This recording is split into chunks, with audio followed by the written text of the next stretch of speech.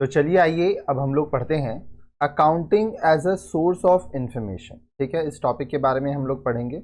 देखिए हमारा पढ़ने का कॉन्सेप्ट क्या रहेगा, एक एक लाइन में आपको पढ़ाऊंगा, वर्ड मीनिंग्स बताऊंगा, क्योंकि जब आप वर्ड मीनिंग्स को समझ जाएंगे तो आप टॉपिक्स को अच्छे से समझ पाएंगे और उससे आप क्या कर पाओगे कि अपने वर्ड्स में अच्छे से आंसर लिख पाओगे। ठीक है, तो थोड़ा डिटेल में पढ़ लेते हैं हम लोग, फिर समरी तो हम लोग आपको दे ही देंगे। ठीक है, तो आइए स्टार्ट करते हैं। क्या पढ़ रहे हैं हम लोग, accounting as a source of information. अब देखिए इंफॉर्मेशन का मतलब क्या होता है, जानकारी। सोर्स मतलब जहां से आपको मिल रहा है, ठीक है, जो आपका स्रोत होता है, शुद्ध हिंदी में हम लोग स्रोत कहते हैं या जरिया कहते हैं। ठीक है, तो अकाउंटिंग से क्या हो रहा है, हम लोग को इन्फॉर्मेशन मिल रहा है। ठीक है, क्या चीज का इन्फॉर्मेशन मिल रहा है, ये सब चीज हम लोग डिटेल में अभी पढ़ेंगे। As discussed earlier, accounting is a definite process of interlinked activities. Refer figure 1.1 that begins with the identification of transactions and ends with the preparation of financial statements। अब देखिए एक एक वर्ड को पहले समझिए। As discussed earlier, अब जैसे हम लोग पिछले वीडियो में भी पढ़े थे, ठीक है, हम लोग क्या पढ़े थे, अकाउंटिंग एक डेफिनेट प्रोसेस है, एक ऐसा तरीका है जो हमेशा सेम रहेगा, इसको बदलना नहीं है। इसमें क्या करते हैं हम लोग, इंटरलिंक्ड एक्टिविटीज। इंटरलिंक मतलब एक दूसरे से जुड़ा हुआ, एक्टिविटी मतलब कोई भी काम हो रहा है जो गतिविधि है। लेकिन एक चीज आपको ध्यान देना है कि जितना भी हम लोग अकाउंटिंग में एक्टिविटीज को लेंगे, ठीक है, वो एक्टिविटीज पैसे में होना चाहिए, मॉनेटरी टर्म्स में हम लोग उसको कैलकुलेट कर सके, मेजर कर सके। That begins with the identification of transaction. Transaction किसको कहते हैं, लेन देन को कहते हैं। तो हम लोग ये आइडेंटिफाई कर पाएंगे कि ये जो ट्रांजैक्शन है किसके बीच में हुआ है, क्या चीज का हुआ है, कितने रुपए का हुआ है। अब देखो चाहे कैश में हो चाहे क्रेडिट में, वो मैटर नहीं करता है, लेकिन ट्रांजैक्शन जो है इसमें ये बहुत जरूरी है कि मॉनेटरी टर्म्स क्या है। आपके पास कोई आता है और सिर्फ बात करके चला जाता है तो ये आपका ट्रांजैक्शन नहीं है। And ends with the preparation of financial statement. अब फाइनेंशियल स्टेटमेंट क्या होता है, जैसे देखिए हम लोग ट्रेडिंग अकाउंट बनाते हैं, प्रॉफिट एंड लॉस अकाउंट बनाते हैं, बैलेंस शीट बनाते हैं, ठीक है, ये फाइनेंशियल स्टेटमेंट्स होता है। इसी तरह से अलग अलग जर्नल एंट्री करेंगे, लेजर करेंगे, कैश बुक करेंगे, सब कुछ मैं आपको डिटेल में बताऊंगा। ठीक है, every step in the process of accounting generates information. हम लोग जब अकाउंटिंग करते हैं एकदम बेसिक लेवल क्या है, जर्नल है। ठीक है, हर एक स्टेप्स में कुछ ना कुछ इंफॉर्मेशन मिल रहा है। ठीक है, generation of information is not an and in itself. अब मान लीजिए कोई जानकारी मिल गया तो वो जानकारी वहीं पे वो समाप्त नहीं हो रहा है। ठीक है, उससे हम लोग आगे उसको यूज करेंगे। It is a means to facilitate the dissemination of information among different user groups. अब देखिए यहाँ पे एक वर्ड है डिसमिनेशन, तो मैं आपको एक तरीका बताता हूँ। कोई भी वर्ड आपको अगर उसका मीनिंग समझ में नहीं आता, आप सबसे पहले गूगल सर्च कीजिए। ठीक है, अब यहाँ पे टाइप कर लीजिए मीनिंग। आप जो भी लैंग्वेज चाहते हैं आप यूज कर सकते हैं, मैं हिंदी यूज कर रहा हूँ। देखिए किसी भी चीज का प्रसार करना, विस्तार करना, ठीक है, स्प्रेडिंग, डिफ्यूजन, डिसमिनेशन, ठीक है, स्प्रेड करना, इलाबोरेट करना। तो जब हम लोग कोई भी इंफॉर्मेशन की बात कर रहे हैं, कोई भी जानकारी की बात कर रहे हैं, तो हम लोग को अकाउंटिंग से क्या मिलता है, उसका पूरा डिटेल मिलता है। अब ये डिटेल कौन ले रहा है, डिफरेंट यूजर ग्रुप्स। अब देखिए एक बिजनेस में अलग अलग लोग होते हैं, ठीक है, टॉप लेवल मैनेजमेंट भी होता है, मैनेजर्स होते हैं, फिर अलग अलग लेवल पे वर्कर्स होते हैं। तो सबको इंफॉर्मेशन चाहिए, तो वो यूजर ग्रुप्स होते हैं। Such information enables the interested parties to take appropriate decisions। अब जब हम लोग अकाउंट्स कर रहे हैं, मान लीजिए आप हम लोग एग्जाम्पल लेते हैं कपड़े की दुकान की। ठीक है, जब परचेज कर रहे हैं तो आप किसी भी कपड़े दुकान में जाओगे तो आप देखोगे बहुत सारा कपड़ा रहता है, अलग अलग तरह का, अलग अलग डिजाइन का, अलग अलग साइज का। तो अकाउंटिंग से क्या होता है, आपको ये आइडिया मिल जाता है कि भाई कौन से कपड़े का डिमांड कितना ज़्यादा है, किसका सेल ज़्यादा है, किस में प्रॉफिट ज़्यादा हो रहा है। ठीक है, कौन सा ऐसा प्रोडक्ट है जो किस सीज़न में बिकता है। तो ये सारी चीज़ों का जब आपको इन्फॉर्मेशन मिल रहा है, जानकारी मिल रहा है, तो जो इंटरेस्टेड पार्टी है, अब इंटरेस्टेड पार्टी क्या हुआ, मान लो कोई डिपार्टमेंट है, परचेज डिपार्टमेंट, तो वो उसके लिए क्या इंटरेस्ट हो रहा है, वो ये देखेगा कौन सा प्रोडक्ट ज़्यादा बिक रहा है तो उसको वो परचेज कर रहा है। इसी तरह से अगर मैं बात करूं सेल्स डिपार्टमेंट का, तो सेल्स डिपार्टमेंट ये देखेगा कि कौन सा सीज़न आ रहा है। सीज़न का मतलब मान लो दिवाली आ रही है तो दिवाली में किस तरह के कपड़े लगेंगे, गर्मी में किस तरह के कपड़े लगेंगे, ठंड में किस तरह के कपड़े लगेंगे। तो ये सब चीज़ अलग अलग इंटरेस्टेड पार्टीज होते हैं। अब मान लो अगर ओनर की बात करूँ तो ओनर ये देखेगा वो उसका इंटरेस्ट क्या चीज़ में, कि टोटल वो जो कैपिटल लगा रहा है उसको कितना रिटर्न मिल रहा है और क्या चीज़ में वो इन्वेस्ट करे ताकि उसका बिजनेस और बढ़े। तो अलग अलग जो लोग होते हैं बिजनेस में उनका अलग अलग इंटरेस्ट होता है। इसी तरह से बिजनेस में हम लोग उधार में भी माल बेचते हैं। तो जो हम लोग ये देख हमारे पास इंफॉर्मेशन रहेगा, जानकारी रहेगी कि भाई किसको उधार दिए, ठीक है, तो उससे आप फिर पैसा ले सकते हो। इसी तरह से आप भी तो कहीं से सप्लायर जो है आपका जो आपको सामान दे रहा है वो भी आपको उधार में देगा, कुछ पैसा कैश और कुछ उधार, ये चलता है बिजनेस में। तो आपको भी पता होना चाहिए कि आपको कितना रिटर्न करना है। इसलिए अकाउंटेंसी बहुत ज़रूरी होता है अगर आपको बिजनेस करना है। Therefore, dissemination of information is an essential functions of accounting। इसलिए हम लोग कह सकते हैं कि जितनी भी जानकारी है अगर वो विस्तार में डिटेल में है, ठीक है, सारी जानकारियां हैं, तो अकाउंटिंग बहुत ही महत्वपूर्ण हो जाएगा, ठीक है, इसका ये मेन फंक्शन है। To be useful the accounting information should ensure to. अब देखिए आप अगर सही तरह के से अकाउंटिंग कर रहे हैं, ठीक है, तो इससे क्या होगा, ये फायदेमंद होगा। लेकिन ये फायदेमंद कब होगा, जब provide information for making economic decision. अब देखिए इकोनॉमिक डिसीजन, डिसीजन मतलब निर्णय लेना, इकोनॉमिक मतलब आर्थिक, पैसे से लेन देन। तो बिजनेस में भाई इकोनॉमिक डिसीजन तो लेना ही है ना, कि बिजनेस में क्या चीज का इंट्रोडक्शन करना है, क्या माल ज्यादा बिक रहा है, क्या कम बिक रहा है, कौन सा ऐसा प्रोडक्ट है जो आप हटा देना है, कौन सा ऐसा प्रोडक्ट है जो बढ़ाना है, नया क्या लाना है, ये सब कैसे पता चलेगा, ये सारा कुछ अकाउंटेंट से पता चलेगा। Serve the user who rely on financial statement as their principal source of information. अब देखिए बिजनेस में ना बहुत तरह के लोग होते हैं। कुछ लोग ग्राउंड लेवल पे काम करेंगे जो वर्कर्स होंगे, लेबर्स होंगे। कुछ लोग ऐसे होंगे जो मैनेजमेंट में काम करेंगे, सुपरवाइजर्स होंगे, मैनेजर्स होंगे। फिर उनके ऊपर कुछ सीईओ होंगे, ठीक है, फिर सबसे ऊपर चेयरमैन होंगे, बोर्ड ऑफ डायरेक्टर्स होंगे। तो हर एक व्यक्ति एकदम ग्राउंड लेवल पे काम तो नहीं कर रहा है, ठीक है। तो अकाउंटिंग में जो हम लोग फाइनेंशियल स्टेटमेंट्स बनाते हैं जैसे trading account, PL account, trading account, profit and loss account, balance sheet, cash book, ठीक है, तो ये सब से उनको पता चलता है कि अच्छा बिजनेस में क्या हो रहा है, बिजनेस किस तरफ जा रहा है, ठीक है। Provide information useful for protecting and evaluating the amount, timing and uncertainty of potential cash flow. Cash flow किसको कहते हैं, बिजनेस में जो पैसा हम लोग यूज कर रहे हैं, ठीक है। अब देखो कुछ तो फिक्स्ड एक्सपेंस होते हैं, आप बिल्डिंग ले लिए, ठीक है, मशीन लगा लिए, ये सब फिक्स्ड एक्सपेंस है। रेंट है आपका, फिक्स्ड एक्सपेंस है। अब कुछ वर्किंग कैपिटल लगेगा, लोगों को सैलरी देना है, डे टू डे एक्सपेंसेस है, रॉ मटेरियल खरीदना है। तो इंफॉर्मेशन जो है जब हम लोग अकाउंट्स की बात कर रहे हैं तो वहां से हम लोग को ये सब पता चलता है, ठीक है। हम लोग ये प्रेडिक्ट कर सकते हैं, प्रेडिक्शन का मतलब क्या होता है, अनुमान लगाना, ठीक है। इवैल्यूएट कर सकते हैं, चेक कर सकते हैं, कैलकुलेट कर सकते हैं, ठीक है। क्या कर सकते हैं कि अमाउंट कितना ज़रूरत है, किस टाइम पे अमाउंट लगेगा। अब इसको आप ऐसे समझो, मान लो कपड़े का काम है आपका, कपड़ा सबसे ज़्यादा कब बिकेगा, शादी के टाइम पे।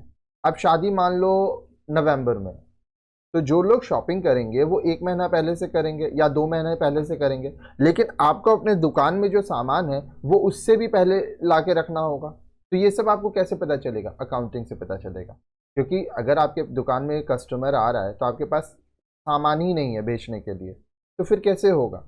तो इसलिए आपको ये चीज़ ध्यान देना होगा कि कब रिक्वायरमेंट है, ठीक है। ये सब हम लोग आगे के चैप्टर में जब सम सॉल्व करेंगे तो आपको बताएंगे। Provide information for judging management's ability to utilize resources effectively in meeting goals। अब देखिए मीटिंग गोल्स इसका मतलब क्या हुआ, हर एक बिजनेस का कुछ ना कुछ उद्देश्य होता है, ठीक है। जो मेजर उद्देश्य है वो है प्रॉफिट कमाना, टू अर्न प्रॉफिट, ठीक है। तो जो मैनेजमेंट है वो क्या देखेगा कि हाँ हमारे पास बहुत सारे संसाधन हैं, रिसोर्सेज का मतलब संसाधन होता है, तो उनको हम किस तरह से यूटिलाइज करें ताकि हमारा जो प्रॉफिट है वो बढ़ सके। Provide factual and interpretive information by disclosing underlying assumptions on matters subject to interpretation, evaluation, prediction or estimation। अब देखिए,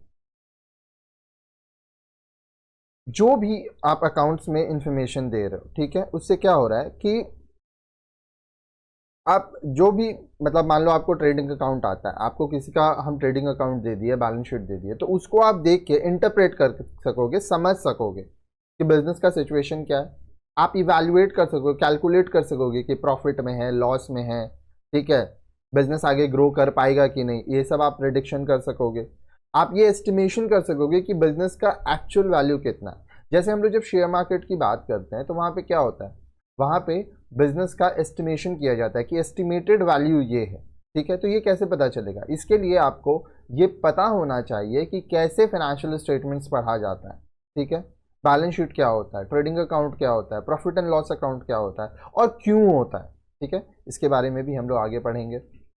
provide information on activities affecting the society.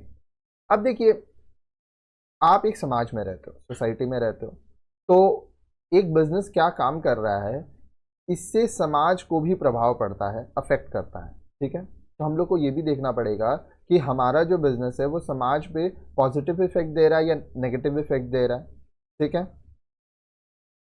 आगे देखिए, अब यहाँ पे हम लोग कुछ सोल्यूशन करेंगे, ध्यान से देखिएगा, ठीक है। आइए स्टार्ट करते हैं, एक एक करके मैं पढ़ूंगा और बताता जाऊंगा। Test your understanding 1, complete the following sentences with appropriate words. अब देखिए, बोल रहा है information in financial reports is based on. अब जो फाइनेंशियल रिपोर्ट होता है उसमें जो इंफॉर्मेशन होता है वो किस चीज पे बेस होता है, इसको पहले छोटा कर दें,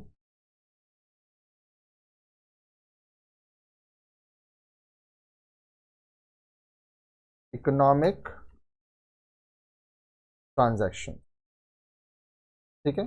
जो भी आर्थिक गतिविधियां होती हैं, इकोनॉमिक ट्रांजैक्शंस होते हैं, उनके ऊपर बेस्ड होता है आपका financial report. Internal users are the dash of the business entity. अब देखिए, जो इंटरनल यूजर्स होते हैं वो क्या होते हैं बिजनेस के, वो मैनेजमेंट के लोग हो सकते हैं, ठीक है, या आपके एम्प्लॉयज हो सकते हैं,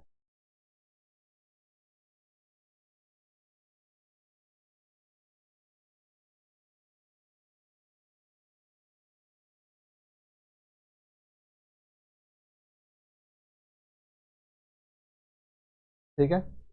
मैनेजमेंट या एम्प्लॉयज के लोग को हम लोग इंटरनल यूजर कहते हैं, okay. Next, a dash would most likely use an entity's financial report to determine whether or not the business entity is eligible for a loan। अब बिजनेस का जो फाइनेंशियल रिपोर्ट है ये कोई देख रहा है और देख के वो ये बताएगा कि भाई इसको लोन दिया जा सकता है कि नहीं। तो आपको उधार कौन देगा, उधार देगा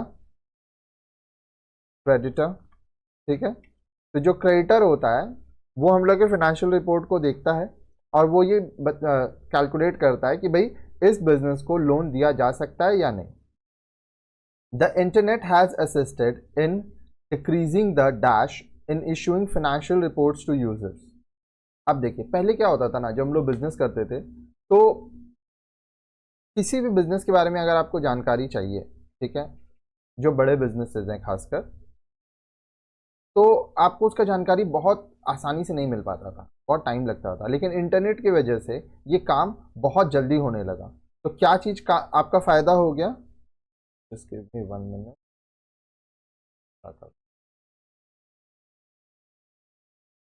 ठीक है, जो टाइम गैप है, ठीक है, ये कम हो गया।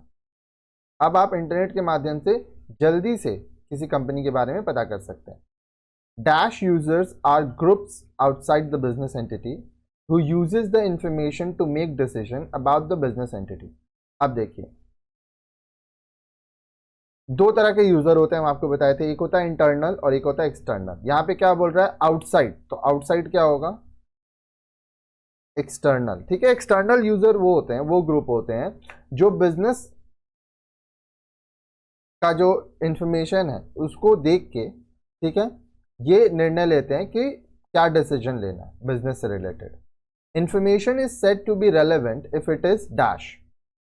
अब देखिए, कोई भी जानकारी है, ठीक है, वो तभी रेलेवेंट माना जाएगा, वो तभी काम के लायक माना जाएगा अगर उसमें कोई भेदभाव नहीं है, if it is free from bias।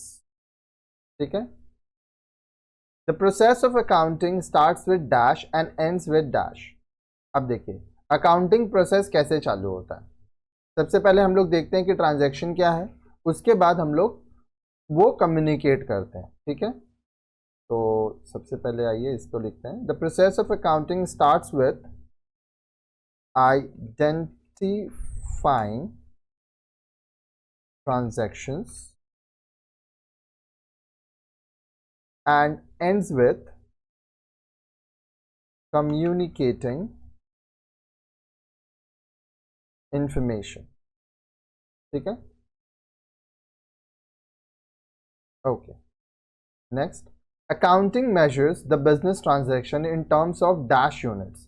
अब देखिए, अकाउंटिंग में हम क्या बोले थे, कोई भी बिजनेस ट्रांजैक्शन होगा हम लोग उसको कब मानेंगे ट्रांजैक्शन, अगर वो पैसे से संबंधित हो, मॉनेटरी टर्म्स में अगर उसको कैलकुलेट किया जा सकता है तो वो हम लोग का बिजनेस ट्रांजैक्शन है। तो accounting measures the business transaction in terms of monetary units. ठीक है, identified and measured economic event should be recording in dash order. हम आपको बताए थे ना, कोई भी ट्रांजैक्शन जब हम लोग रिकॉर्ड कर रहे हैं तो वो लाइन बाय लाइन होना चाहिए। तो लाइन बाय लाइन को हम लोग कैसे लिखते हैं, क्रोनोलॉजिकल। ठीक है, मतलब लाइन से लिखा जाता है। ठीक है, क्रोनोलॉजी क्या होता है, 1 2 3 4, मतलब जो जैसे हुआ लाइन से उसी हिसाब से आप लिखते जाइए। ठीक है, आइए आगे पढ़ते हैं। The role of an accountant is in generating accounting information is to observe, screen and recognize events and transactions, to measure and process them, and thereby compile reports comprising accounting information that are communicated to the user। अब कोई भी accountant, ठीक है, accountant जो लेखा जोखा रखते हैं, जो सारे बुक्स ऑफ अकाउंट्स को मेंटेन करते हैं, उसको कहते हैं। तो उसका काम क्या है कि उसको ये ध्यान रखना, ऑब्जर्व करना है, देखना है कि क्या क्या ट्रांजैक्शन हो रहा है, क्या क्या ट्रांजैक्शन मॉनिटरी हो रहा है। ठीक है, ठीक है, उसके बाद तो स्क्रीन करना है, इवेंट्स को रिकॉग्नाइज करना है, ये देखना है कि ट्रांजैक्शन में क्या लेन देन हुआ। ठीक है, मॉनिटरी वैल्यू क्या है, मेजर करेगा, उसको प्रोसेस करेगा, रिकॉर्ड करेगा, रिपोर्ट बनाएगा। ये रिपोर्ट कौन यूज करेगा, जो भी यूजर उससे रिलेटेड है। ठीक है, और उनको वो रिपोर्ट देगा। तो ये सारा काम अकाउंटेंट का होता है। These are then interpreted, decoded and used by management and other user group. अब देखिए, मान लीजिए एक बिजनेस है, ठीक है, जिसमें हर रोज 100 ट्रांजैक्शन होता है। तो अकाउंटेंट क्या कर रहा है, वो सारे ट्रांजैक्शन को रिकॉर्ड किया और फाइनल एक पेज का रिपोर्ट बनाया। अब उस एक पेज में वो सारा 100 ट्रांजैक्शन तो नहीं दिखाया जा सकता है, कुछ उसका रूल होगा कि भाई टोटल प्रॉफिट कितना हुआ। मान लो एक बिजनेस है, उसका टोटल प्रॉफिट एक महीने में 5 लाख हुआ। अब ये 5 लाख एक ट्रांजैक्शन की वजह से तो हुआ नहीं है, हो सकता है उसके पीछे 100 ट्रांजैक्शन हो। लेकिन जब ये रिपोर्ट यूजर को दिया जा रहा है तो वो क्या कर रहा है, उसको देख रहा है, इंटरप्रेट कर रहा है, समझ रहा है, डिकोड कर रहा है कि हाँ भाई कौन सा सेक्शन है, कौन से सेक्शन का मतलब क्या है। ठीक है, इस सेक्शन में कितना काम हुआ है, और मैनेजमेंट जो होता है उससे निर्णय ले पाता है। It must be insured that the information provided is relevant, adequate and reliable for decision making. अब ये अकाउंटेंट का काम होता है कि जो भी जानकारी वो दे रहा है, ठीक है, वो उस अकाउंट से रिलेटेड हो, ठीक है, सटीक हो। देखो, अब अननेसेसरी डिटेल इंफॉर्मेशन नहीं चाहिए मैनेजमेंट को, क्योंकि मैनेजमेंट के पास इतना टाइम नहीं होता है कि वो सब कुछ देखे। ठीक है, तो एडिक्वेट होना चाहिए, रिलायबल, विश्वास के लायक होना चाहिए। क्योंकि ये मान लो अगर अकाउंटेंट ही गलत रिकॉर्डिंग कर रहा है, ठीक है, तो मैनेजमेंट जो भी डिसीजन लेगा वो गलत हो सकता है। तो इसलिए अकाउंटेंट का काम बहुत इंपॉर्टेंट है एक बिजनेस में। ठीक है, तो रिलायबल होना चाहिए, ट्रस्टवर्दी होना चाहिए। The apparently divergent needs of internal and external users of accounting information have resulted in the development of sub-disciplines within the accounting discipline, namely financial accounting, cost accounting and management accounting. Refer box 3. अब देखिए क्या बोल रहा है कि internal user है, जैसे manager हो गए, मैनेजरियल पोस्ट हो गया, एम्प्लॉयज हो गया, उनका अलग अलग नीड है। डाइवर्जेंट नीड्स मतलब अलग अलग ज़रूरतें होती हैं। इसी तरह से एक्सटर्नल यूज़र का भी अलग अलग नीड्स है, जो कि वो अकाउंटिंग इंफॉर्मेशन से उनका नीड्स पूरा होता है। अब इसके लिए हम लोग फिनेंशियल अकाउंटिंग, ठीक है, कॉस्ट अकाउंटिंग और मैनेजमेंट अकाउंटिंग, ये तीनों हेड्स में अलग अलग तरह से अकाउंटिंग होता है, उसका वो लोग सहारा लेते हैं। ये तीनों हम लोग डिटेल में पढ़ेंगे आगे। फिनेंशियल अकाउंटिंग भी पढ़ेंगे, ठीक है, कॉस्ट अकाउंटिंग भी पढ़ेंगे और मैनेजमेंट अकाउंटिंग भी पढ़ेंगे। आइए पहले फिनेंशियल अकाउंटिंग क्या होता है। Financial accounting assist keeping a systematic record of financial transaction, the preparation and presentation of financial reports in order to arrive at a measure of organizational success and financial soundness। तो financial accounting में क्या हो रहा है, systematic record मतलब line by line, 1 तारीख 2 तारीख 3 तारीख 4 तारीख ऐसे लाइन से जिस दिन जो ट्रांजैक्शन हुआ इसको रिकॉर्ड करना है। ठीक है, इससे हमारा रिपोर्ट्स बनेगा, जर्नल बनेगा, लेजर बनेगा, ट्रायल बैलेंस बनेगा, कैश बुक बनेगा, फिर आपका बैंक रिकॉन्सिलिएशन स्टेटमेंट BRS बनेगा, ट्रेडिंग अकाउंट में आप बनेगा, प्रॉफिट एंड लॉस अकाउंट बनेगा, फाइनेंशियल रिपोर्ट्स में आपका बैलेंस शीट बनेगा। ठीक है, इन सब से क्या हो रहा है, जो मैनेजमेंट है, जो ऑर्गेनाइजेशन कितना सक्सेस कर पा रहा है, वो फाइनेंशियली कितना मजबूत है। फाइनेंशियल साउंड मतलब कि वो कितना अच्छा काम कर रहा है, ठीक है, वो बिजनेस का वैल्यू कितना है, ये सब पता चलेगा। It relates to the past periods, serves the stewardship function and is monetary in nature. अब देखिए यहाँ पे एक वर्ड है, आइए सबसे पहले उस वर्ड का हम लोग मीनिंग देखते हैं। ठीक है,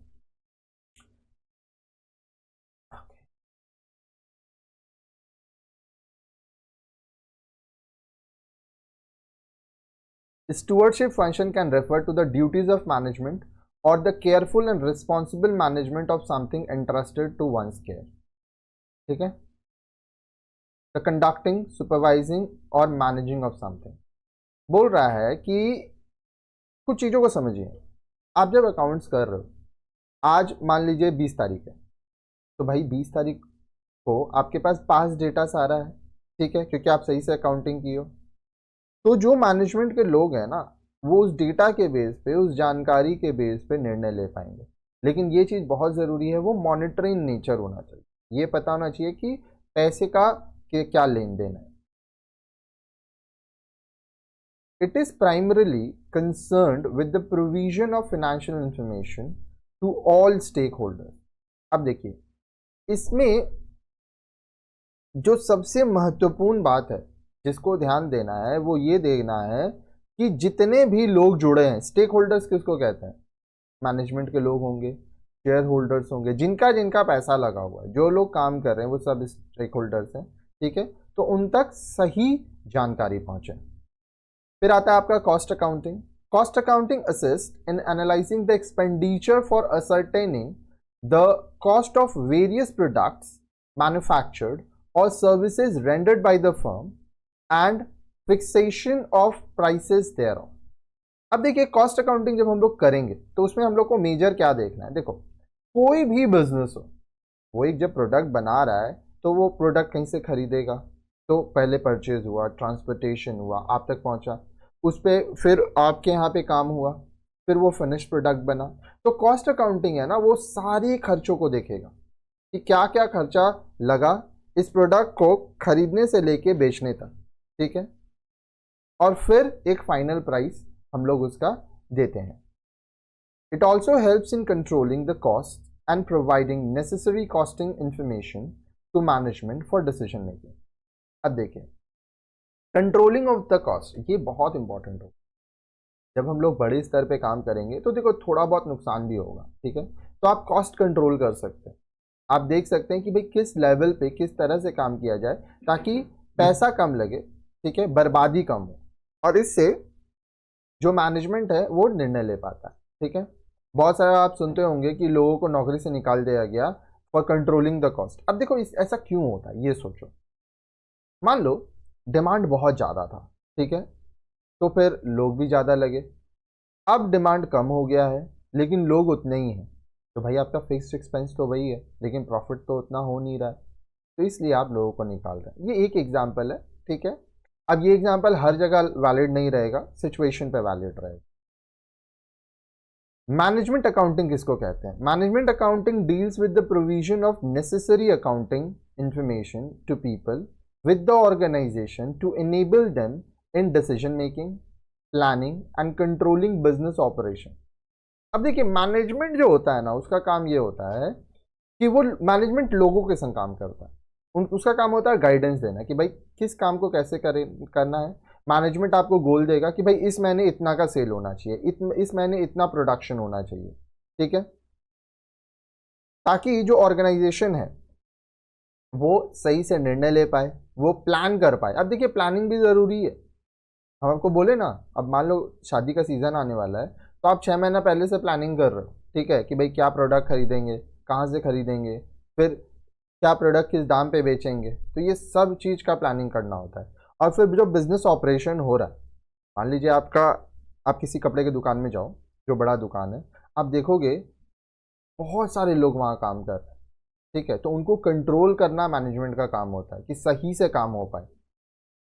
management accounting drawers the relevant information mainly from financial accounting and cost accounting, which helps the management in budgeting, assessing profitability, taking price decisions, capital expenditure decisions and so on.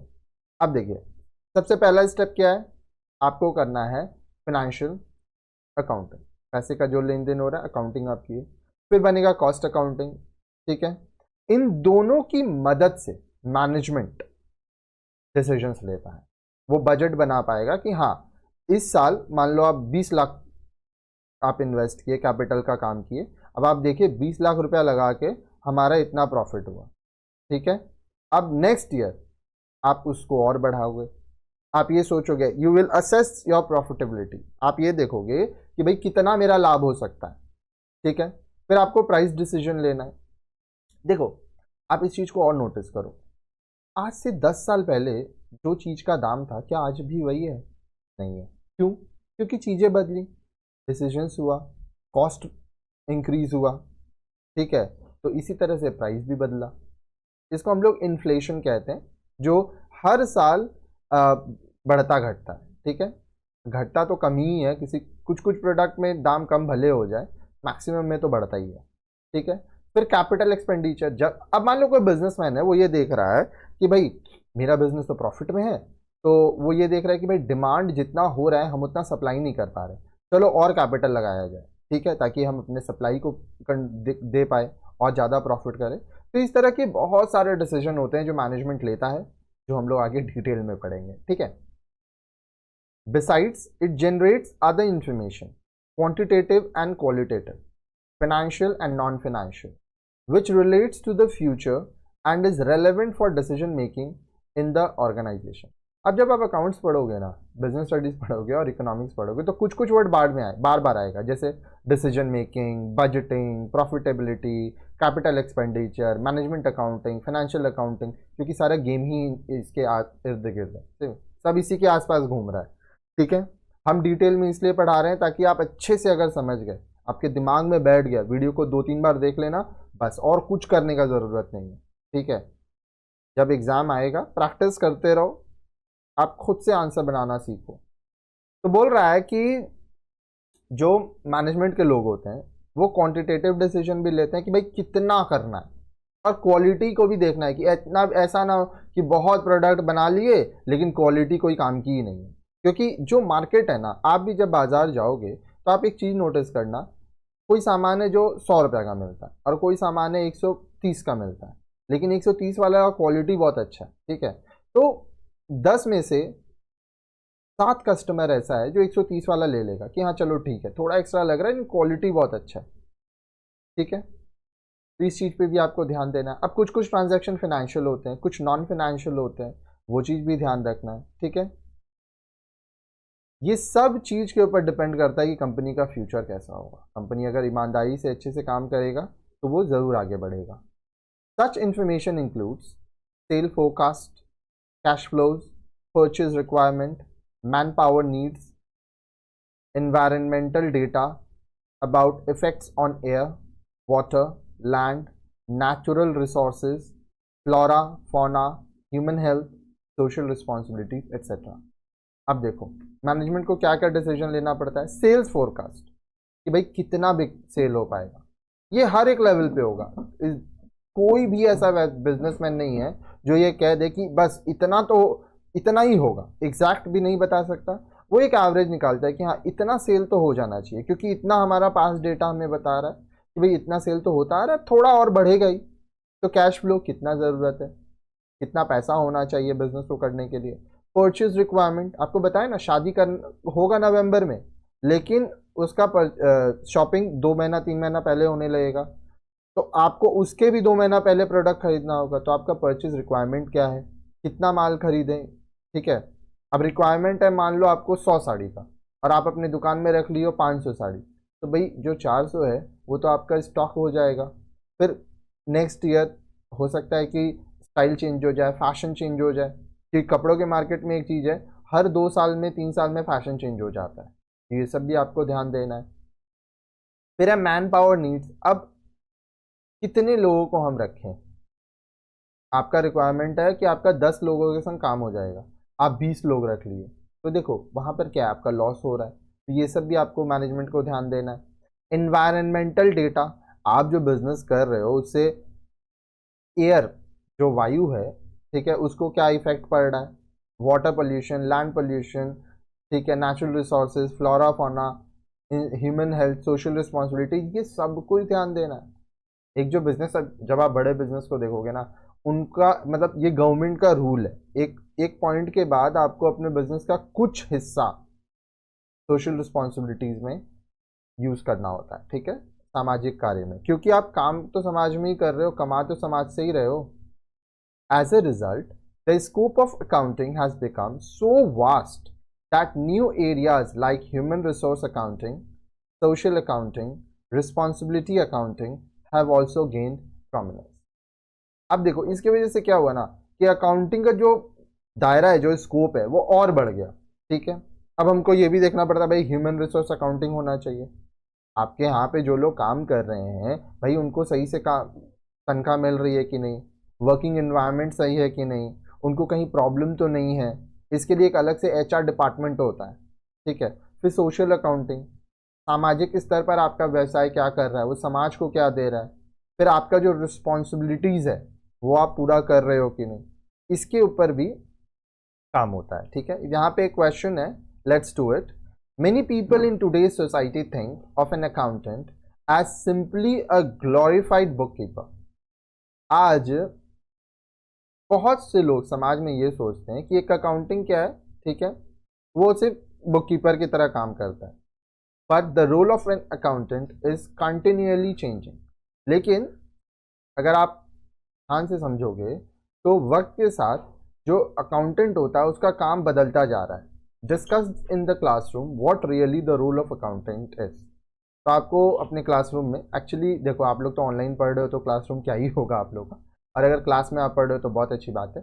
तो ना देखो, सिर्फ किसी से पूछ के आंसर मत लिख लेना, किसी का देख के मत लिख लेना, ठीक है। थोड़ा दिमाग लगाओ, हो सकता है 2-4 जन का आंसर्स पढ़ो, ठीक है, और फिर इसका आंसर लिखो। और अगर आप चाहते हो कि ये आंसर हम आपको दें तो ये जो नंबर है 9051378712, आप इसमें कांटेक्ट करो, हम लोग आपको इसका नंबर देंगे। कुछ चीज़ें खुद से भी करने का आदत डालो तो चीज़ें और अच्छी से होंगी। Qualitative characteristics of accounting information.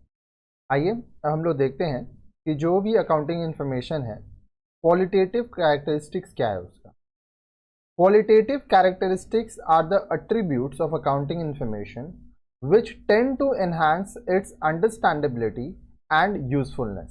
अब देखिए, क्वालिटी का मतलब क्या होता है, किसी भी चीज का गुण कैसा है, ठीक है, उसका क्वालिटी कैसा है, कैरेक्टरिस्टिक्स, उसकी विशेषताएं, ठीक है। तो जो हम लोग क्वालिटेटिव कैरेक्टरिस्टिक्स की बात कर रहे हैं, तो हम लोग ये देख रहे हैं कि जो भी इंफॉर्मेशन, जो भी हम लोग को जानकारी मिल रही है, वो कितना समझ में आ रहा है, अंडरस्टैंडेबिलिटी कैसा है उसका, और कितना वो काम के लायक है, यूजफुल कितना है। अब मान लीजिए आपको कोई रिपोर्ट दिया गया, लेकिन वो रिपोर्ट आपको समझ ही नहीं आ रहा है, ठीक है, या वो रिपोर्ट आपके किसी काम ही का नहीं है, तो फिर आपका कोई फायदा नहीं है। इसलिए अंडरस्टैंडेबिलिटी अच्छा होना चाहिए और यूजफुलनेस होना चाहिए। In order to assess whether accounting information is decision useful, it must possess the characteristics of reliability, relevance, understandability and comparability।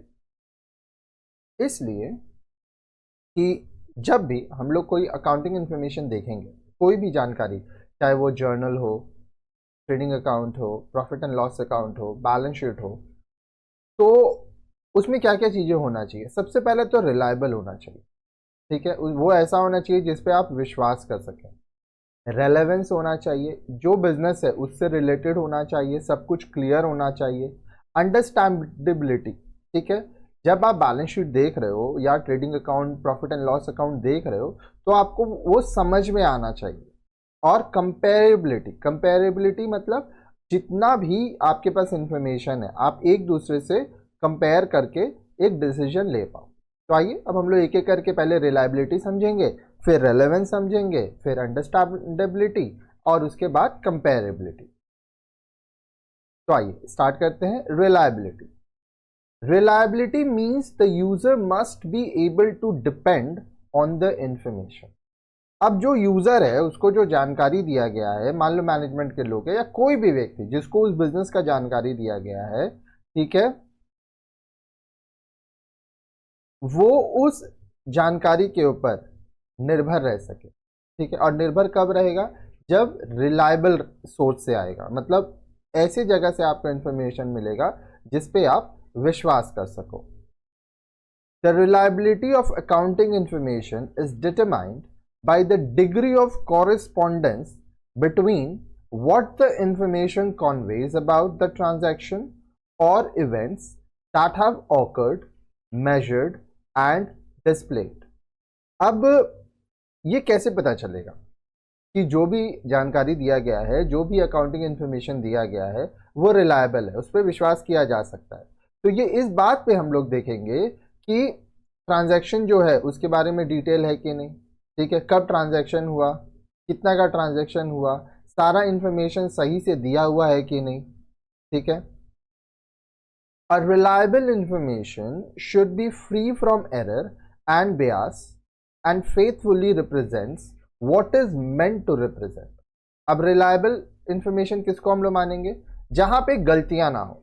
अब गलतियां कहाँ हो सकती हैं, मान लो कोई अकाउंटेंट है, ठीक है, वो बुक्स ऑफ अकाउंट मेंटेन कर रहा है, अमाउंट गलत लिख दिया, पार्टी का नाम गलत लिख दिया, छोटी छोटी गलतियां हो सकती हैं। लेकिन अब ये गलती को अगर सुधारा नहीं गया, ठीक है, तो फिर वो जो इंफॉर्मेशन है वो रिलायबल नहीं है, ठीक है। तो गलती नहीं होना चाहिए, एरर नहीं होना चाहिए, भेदभाव नहीं होना चाहिए, ठीक है। और ईमानदारी के संग जितना भी ट्रांजैक्शन हुआ है, ठीक है, वो रिकॉर्डेड होना चाहिए। To ensure reliability, the information disclosed must be credible, verifiable by independent parties, use the same method of measuring, and be neutral and faithful। Refer figure 1.3।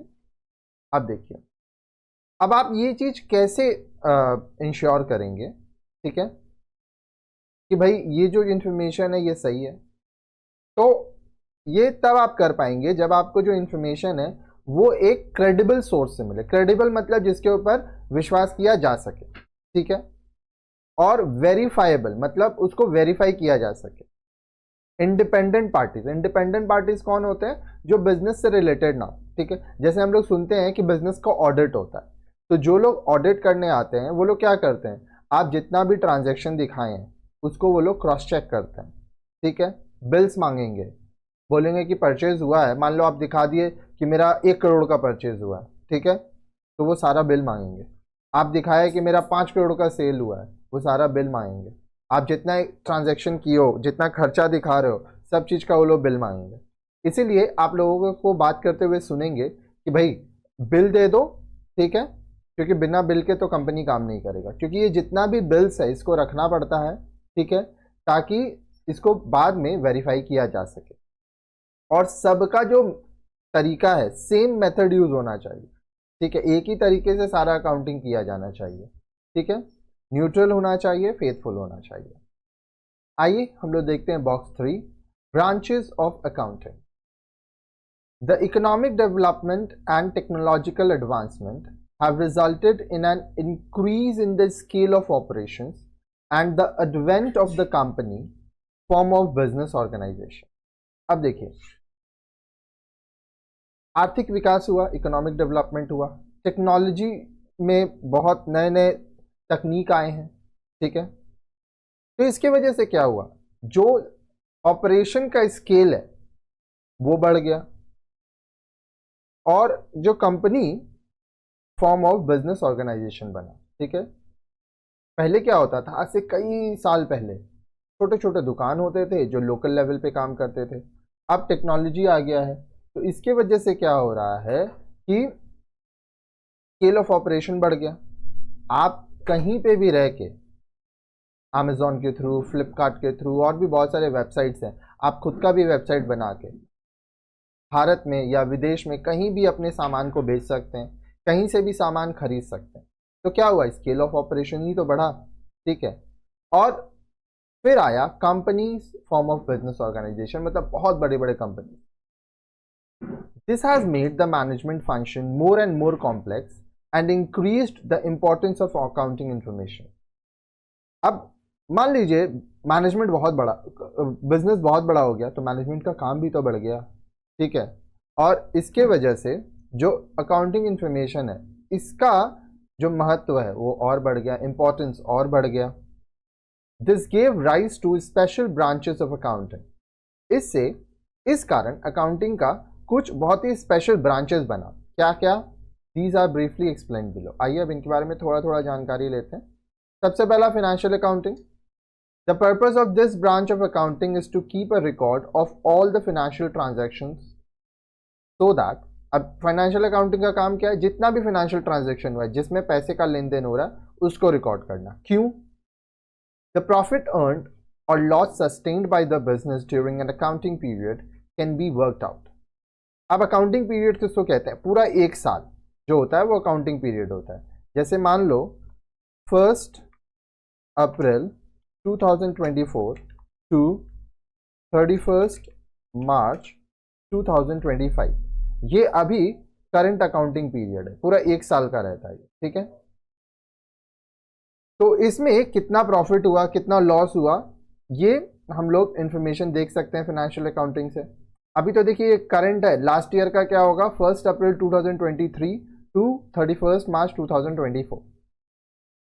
The financial position of the business as at the end of accounting period can be ascertained। अब अभी तो हम लोग देखो 31 मार्च 2025 का नहीं कर सकते हैं, क्योंकि ये जब हम रिकॉर्ड कर रहे हैं तब हम लोग का प्रीवियस ईयर का ही हम लोग देख सकते हैं।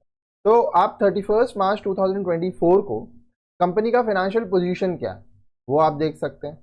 अब देखिए बहुत सारे सॉफ्टवेयर्स हैं, जैसे टैली हुआ, ठीक है, उससे क्या होता है ना, आप जिस दिन चाहें उस डेट पे, उस टाइम पे कंपनी का फाइनेंशियल पोजीशन देख सकते हैं, क्योंकि वो एक सॉफ्टवेयर के थ्रू हो रहा है। The financial information required by the management and other interested parties can be provided. अब देखिए मैनेजमेंट को अगर कोई जानकारी चाहिए तो मैनेजमेंट को मिल जाएगा, और भी जितने भी पार्टीज हैं, ठीक है, उनको भी जो जानकारी चाहिए वो मिल जाएगा फाइनेंशियल अकाउंटिंग के जरिए। फिर आता है आपका cost accounting. The purpose of cost accounting is to analyse the expenditure so as to ascertain the cost of various products manufactured by the firm and fixes the prices। देखिए cost से आपको मतलब ही समझ रहा है कि कितना पैसा लग रहा है। कॉस्ट क्या है, कोई भी चीज़ आप जब बेचोगे तो आप पहले ये तो देखोगे ना कि भाई मेरा कितना पैसा लगा। मान लो आप कोई चीज़ खरीदते हो 100 रुपये में, तो आप उसको 90 में तो बेचोगे नहीं, 100 रुपया तो आपका कॉस्ट हो गया, ठीक है। अब उसमें आप अपना प्रॉफिट जोड़ोगे, फिर उसको बेचोगे। तो कॉस्ट अकाउंटिंग का मेन काम ये है कि वो सारे खर्चों को देखता है, ठीक है, जिससे ये पता चलेगा कि किसी प्रोडक्ट को बनाने में कितना हमारा पैसा लगा और उसके बाद उसका प्राइस क्या होना चाहिए बाजार में, हम लोग उसको किस दाम पे बेचेंगे। It also helps in controlling the cost and providing necessary costing information to management for decision making. अब देखिए, निर्णय लेने के लिए मैनेजमेंट का काम क्या है भाई, उसको क्यों चाहिए इंफॉर्मेशन, ठीक है, उसको इंफॉर्मेशन इसलिए चाहिए ताकि वो डिसीजन ले सके, वो कंट्रोल कर सके कि हम किस तरह से अपना कॉस्ट कंट्रोल कर सकते हैं, जहां जहां बर्बादी हो रहा है उसको कैसे रोक सकते हैं, ठीक है। फिर आता है आपका management accounting. The purpose of management accounting is to assist the management in taking rational policy decisions and to evaluate the impact of its decisions and action. अब देखिए, मैनेजमेंट का काम क्या है, पॉलिसीज बनाना कि बिजनेस कैसे चलेगा, क्या उसका रूल्स एंड रेगुलेशंस होगा, उसका एम क्या है, ठीक है, सब कुछ वो मैनेजमेंट बनाता है। अब वो जो पॉलिसी है उसको जब वो लागू करेगा अपने बिजनेस में, तो वो इवैल्यूएट भी करेगा कि भाई क्या इम्पैक्ट हो रहा है, इसका क्या प्रभाव पड़ रहा है, ठीक है। तो ये सब चीज मैनेजमेंट अकाउंटिंग के हम लोग देखते हैं। नेक्स्ट है हमारा relevance. To be relevant, information must be available in time, must help in prediction and feedback and must influence the decisions of user by। अब देखिए, रेलेवेंस का मतलब क्या हुआ कि जो भी इंफॉर्मेशन दिया जा रहा है, ठीक है, जिस समय वो चाहिए उस समय वो इंफॉर्मेशन मिल जाए, सबसे पहली बात। अब प्रेडिक्शन, देखो बिजनेस का में प्रेडिक्शन ही होता है, ठीक है, क्योंकि आप 100% गारंटी कभी नहीं ले सकते हो कि भाई कितना माल बिकेगा, कितना प्रॉफिट होगा, ठीक है। फिर फीडबैक क्या मिल रहा है ये आपको देखना होगा। इससे क्या होता है कि जो यूजर है उसका डिसीजन, वो क्या निर्णय ले रहा है, वो प्रभावित होता है। Helping them form prediction about the outcomes of past, present और फ्यूचर इवेंट्स। अब आपके पास मान लो लास्ट 5 साल का जानकारी है, ठीक है, तो आप उससे ये देखते हो कि भाई पहले क्या हुआ था, अभी क्या हो रहा है और भविष्य में क्या हो सकता है। कंफर्मिंग और correcting there past evaluation.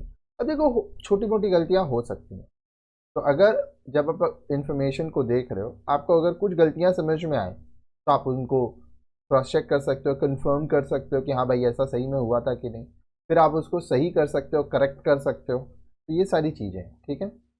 Next है अंडरस्टैंडेबिलिटी, चीज़ों को समझ में आना, ठीक है। Understandability means decision makers must interpret accounting information in the same sense as it is prepared and conveyed to them। देखो स्टूडेंट के मन में एक क्वेश्चन आ सकता है कि भाई हम लोग क्यों पढ़ रहे हैं अकाउंटिंग, क्या ज़रूरत है, ठीक है। देखो एक सेट ऑफ रूल्स होना चाहिए, ठीक है, वरना आप मान लो कैश बुक बनाए, आप कोई अलग तरीके से बनाए, हम किसी अलग तरीके से बना रहे हैं, फिर जब हम आपका कैश बुक देखेंगे हमको समझ में ही नहीं आएगा, आप मेरा कैश बुक देखोगे आपको समझ में ही नहीं आएगा। तो इसलिए अकाउंटिंग बनाया गया, रूल्स एंड रेगुलेशंस बनाए गए। तो क्या होगा कि जिस तरह से अकाउंटेंट चाहता है कि ये चीज को जैसे समझ में आना चाहिए लोग उसी तरह से समझ पाए, तो डिसीजन मेकर्स जो है वो सिर्फ इंफॉर्मेशन को देख के समझ पाए कि हाँ यहाँ पर ये हुआ था। The qualities that distinguish between good and bad communication in a message are fundamental to the understandability of the message। हम लोग अपने रेगुलर लाइफ में देखते हैं, कभी कभी बोलते हैं ना मिसअंडरस्टैंडिंग हो गया, सामने वाला बोलना कुछ चाहता था हम समझे को। अब मान लो सामने वाला बोलना कुछ चाहता है आप समझे कुछ, अब तो डिसीजन भी कुछ और ले लिए। तो इसी तरह से बिजनेस में भी होता है, अगर कम्युनिकेशन सही नहीं है तो बिजनेस को नुकसान होगा, लोग मैसेज को समझ ही नहीं पाएंगे। A message is said to be effectively communicated when it is interpreted by the receiver of the message in the same sense in which the sender has sent। अब किसी भी कोई भी मैसेज है, ठीक है, कोई भी आपको मैसेज देना है, किसी को कुछ बताना है, वो तभी सही माना जाएगा, इफेक्टिव माना जाएगा जब जिसको वो मैसेज मिल रहा है वो उसको उसी तरह से समझे जैसे आप कहना चाहते हैं। आप किसी को कुछ मैसेज दे रहे हैं और वो कुछ और ही समझ गया, तो इससे क्या हुआ, ये बैड मैसेज हो गया। Accountants should present the comparable information in the most intangible manner without sacrificing relevance and reliability. तो जो भी अकाउंटेंट होता है, ठीक है, उनको इस तरह से जानकारी को लोगों को देना चाहिए, ठीक है, जो रूल्स एंड रेगुलेशन, जो एक तरीका बनाया हुआ है, जो एक मैनर बनाया हुआ है, रेलेवेंस होना चाहिए, रिलायबल होना चाहिए, उसमें गलतियां नहीं होनी चाहिए, वो सही होना चाहिए, जो घटना जैसे हुआ उस हिसाब से अकाउंटेंट अकाउंट बनाएगा। नेक्स्ट, कंपेरेबिलिटी, कंपेयर करना, तुलना करना। It is not sufficient that the financial information is relevant and reliable at a particular time, in a particular circumstances or for a particular reporting entity. अब देखिए, हर जगह पर सिर्फ सही इंफॉर्मेशन हो, सिर्फ रिलायबल इंफॉर्मेशन हो, इससे काम नहीं चलता, ठीक है, उस समय कुछ और भी चीज़ें होनी चाहिए। But it is equally important that the user of the general purpose financial reports are able to compare various aspects of an entity over different time period and with other entities. अब देखिए, लेकिन ये भी ज़रूरी है कि business में जो लोग जुड़े हुए हैं, जो फाइनेंशियल रिपोर्ट्स मिल रहा है, उसको कंपेयर किया जा सके अलग अलग टाइम पीरियड्स के साथ। कहने का मतलब, मान लो पिछले साल में 12 महीना को हम लोग 3-3 महीने में बांट देते हैं, तो आपके पास 4 क्वार्टर आ गया। अलग अलग टाइम पीरियड पे आप देख सकते हो कि क्या था बिजनेस का सिचुएशन, सेल बढ़ रहा है, घट रहा है, ठीक है, क्या हो रहा है, और जो अदर एंटिटीज है उससे भी आप कंपेयर कर सकते हो। To be comparable, accounting reports must belong to a common period and use common unit of measurement and format of reporting. अब कंपेयर करना है अगर, तो क्या होना चाहिए, रिपोर्ट एक तरीका का होना चाहिए, यूनिट ऑफ मेजरमेंट, जो चीज़ रुपीज़ में है वो रुपीज़, जो केजी में है केजी, जो पीसेस में है पीसेस, उस हिसाब से होना चाहिए, एक फॉर्मेट होना चाहिए, तभी तो आप कंपेयर कर पाओगे ना। यही रीज़न है कि आप ये पढ़ रहे हैं, ठीक है। अब यहाँ पे एक क्वेश्चन है, टेस्ट योर अंडरस्टैंडिंग, ठीक है, आइए ये करते हैं। एक एक चीज़ को एकदम डिटेल में पढ़ लीजिए, वीडियो को 2 से 3 बार देख लीजिए, अच्छे से समझ में आ जाएगा। आइए स्टार्ट करते हैं। You are a senior accountant of Ramona enterprises limited. Ramona enterprises limited कोई कंपनी है, वहां पे आप सीनियर अकाउंटेंट हैं। What 3 steps would you take to make your company's financial statements understandable and decision useful? आप अपने कंपनी के financial statement बना रहे हो, तो आपको क्या स्टेप लेना होगा ताकि जो आपका स्टेटमेंट है, जो रिपोर्ट्स है, वो लोग समझ पाए, अंडरस्टैंडेबल हो और डिसीजन सही से लिया जा सके।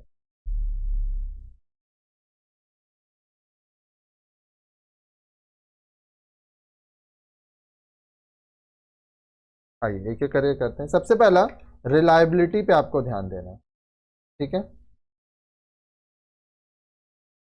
नेक्स्ट क्या है, आपको ये ध्यान देना है कि रेलेवेंट इंफॉर्मेशन होना चाहिए, ठीक है, और अंडरस्टैंडेबिलिटी एंड कंपेरेबिलिटी, ठीक है।